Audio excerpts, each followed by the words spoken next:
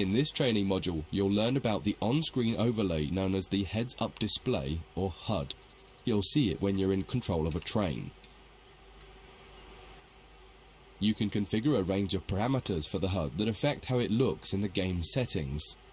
In this tutorial, you're going to take a look at the two main types of HUD and make a first choice of which one you prefer. Get started by climbing up the ladder into this train and sit in the indicated driving seat.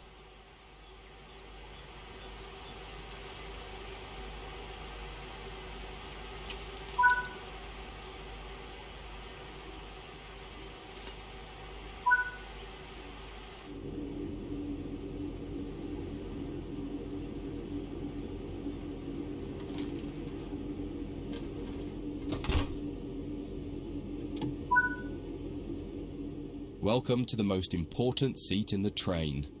Before you can start learning how to make the train move, you're going to need to understand what the HUD is telling you. There are three types of HUD. The one you're seeing now is the normal HUD. You'll learn that first, and then take a look at the minimal HUD next.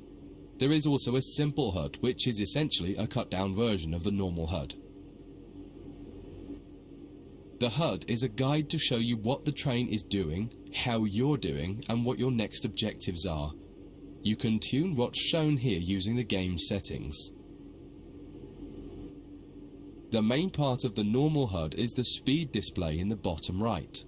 Your current speed is indicated by a white bar that will appear on the outside of the speedometer, and there is a red mark that indicates the maximum permitted speed.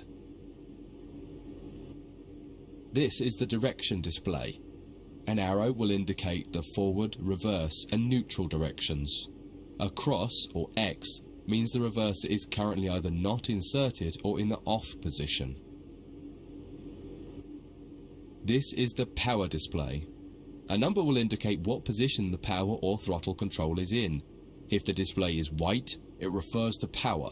If the display is yellow, it means powered braking or dynamic braking.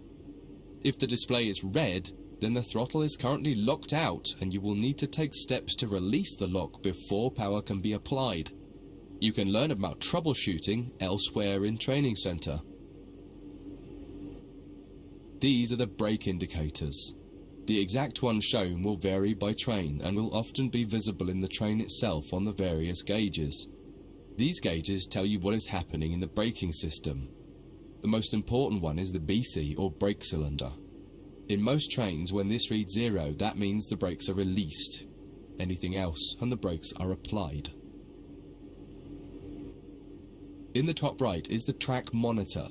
This shows you the line ahead and allows you to see all the signals and speed limit changes that you're approaching.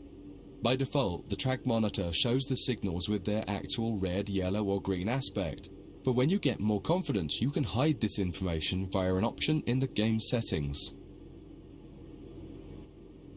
As you accelerate, the track monitor will extend its look-ahead distance so you can see much further ahead at higher speeds. This is all done automatically. Now that you're familiar with the normal HUD, it's time to take a look at the minimal HUD. You can change this via the game settings, but for this tutorial the game will change it automatically. You can see that most of the HUD is now gone. You are left with basic information in the top left corner.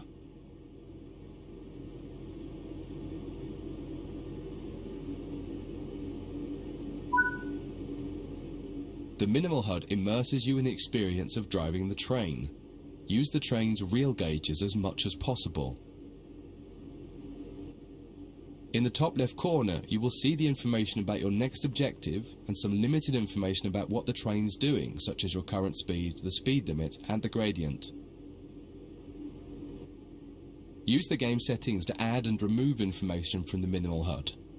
With less information, you'll find driving more challenging, but also more immersive and rewarding. Experienced players might prefer the minimal HUD, especially when driving from the cab view. The normal HUD is ideal for newcomers or anyone who wants to drive from an external camera. You can switch HUDs in game settings. Do you want to start with the normal HUD or minimal HUD?